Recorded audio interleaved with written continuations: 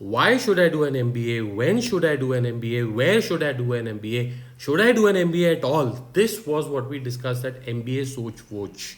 And I have decided today to share every slide and everything that we discussed at MBA Soch Voch with all of us, because I think this idea that we're going to talk about today is so useful and so important to anybody who's considering a business education, or in fact any form of higher education at all. So we're going to look at three important things. In this video, we will look at this concept called deconstruction and why it is important to you as you think about your career. Then we are going to look at my deconstruction of the 9 important elements of an MBA degree or a business education.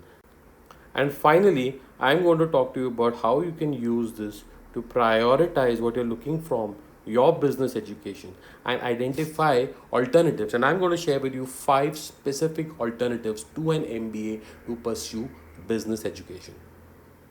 So to begin with, I'm going to introduce you to this guy, Heston Blumenthal, who owns a restaurant called The Fat Duck in London and in Melbourne. Now, the cool thing is that his restaurant, to book a table, you need to wait for anywhere between 2 weeks to 2 months. And the cost of a meal over there for 2 people on an average is between 15 to 20,000 rupees converted. Now, what's the big deal? Let me show you. This is the kind of dish that you would get at his restaurant. All right. Now, look at this dish. What are the thoughts that come to your mind as soon as you look at it? You see something that looks like a candy, you see something that looks a little like a laddu, you see some crystals, you see something that looks like a wire, you see a petal, you see something that looks a little bit like a jelly. You see all these different elements placed together. And that is what I want to introduce all of us to today, is this idea called deconstruction. What is deconstruction? It's the opposite of construction. Construction is when you put something together, and deconstruction is when you rip apart something, when you break it down into its individual components. Here's a picture of a deconstructed camera. Now, why is this important? Let's look at how does innovation in food happen. What makes someone like a Heston Blumenthal or any of these fancy Western chefs be able to create food like this and charge huge amounts of money and people still go crazy about it? Deconstruction is what is responsible for that. Now look at this. What is this? This is a deconstructed pav bhaji fondue. Fondue is a Swiss recipe which is melted cheese served in a pot. Now what has someone over here done? They've picked up the idea of melted cheese served in a pot, okay, where you can dip some bread with one of these skewers into it. Someone has picked up that idea and applied it with pav bhaji. Okay, now if you look at this other thing over here, you have a Parle G cake, cheesecake, Parle G cheesecake. What is that? Somebody has picked up the idea of Parle G biscuits, which is so close to our hearts as Indians, and they've picked up the idea of cheesecake, and they've picked up a few other elements, and they've reconstructed it in an interesting way, right? Look at this. What you see over here is elements from Indian street food. Okay, so you've got some pani puri ka pani, you have some of these imli ka pani, you have bundis, you have some paos, and you have all of them plated together in an interesting way. What's been done over here is the Indian chaat, the Indian vada pav has been deconstructed and then reconstructed in a different way based on the chef's imagination. Okay, so now that we've understood deconstruction and how it applies to your career, here are 9 elements that I have deconstructed an MBA education into, right? 9 elements or 9 benefits, separate aspects of an MBA education.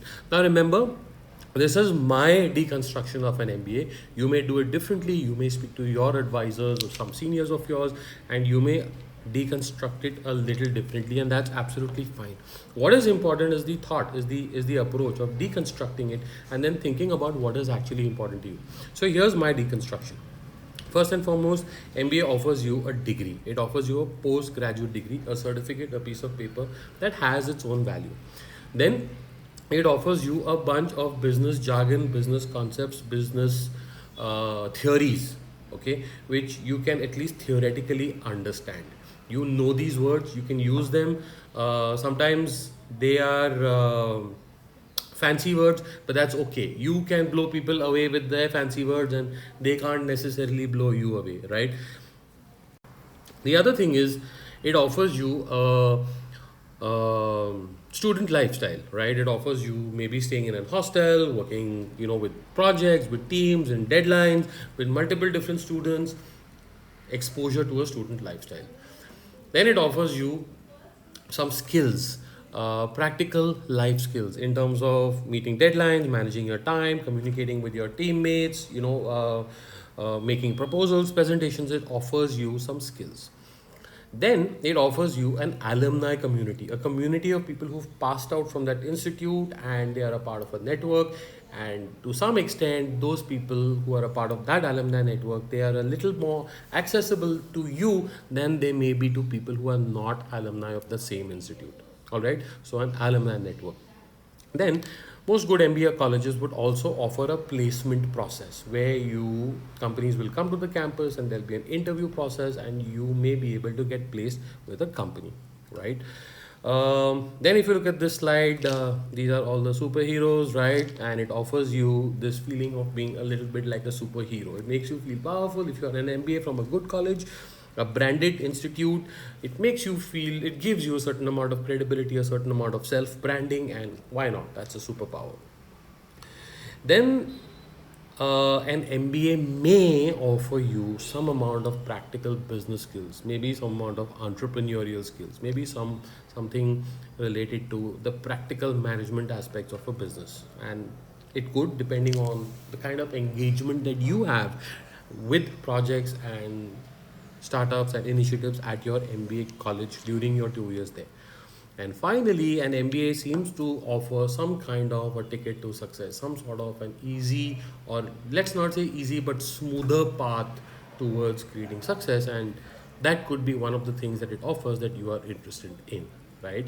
So these are my 9 deconstructed components of what an MBA education offers. Now, what is important is that you think about these, create your own deconstruction of the kind of education you're looking at, and then, most importantly, choose what are the top 3 deconstructed components of this path of education that are important to you, keeping your goals, your situation, your abilities, your interests in mind. What are the top 3 deconstructed elements that you're interested in? And then, my friends, that will help you to take a better decision about which MBA, when MBA, how MBA, and whether at all MBA or not. Okay, so I'm sure you're wondering why this is important to you.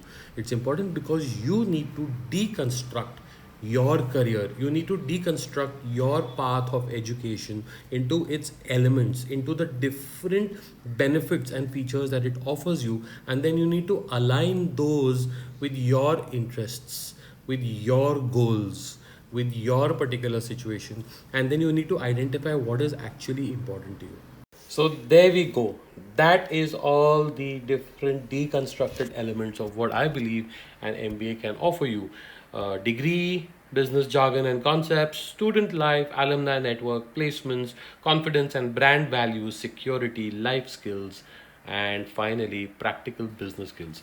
Now, what you need to do is to look at these 9 deconstructed elements carefully, and then looking at your own goals, your own dreams, your own particular situation, identify what are the top 3 or 4 elements that you are looking from your business education. What is really important to you? And that clarity, that prioritization will help you take a better decision about which MBA, how MBA, when MBA, and most importantly, if MBA at all or not.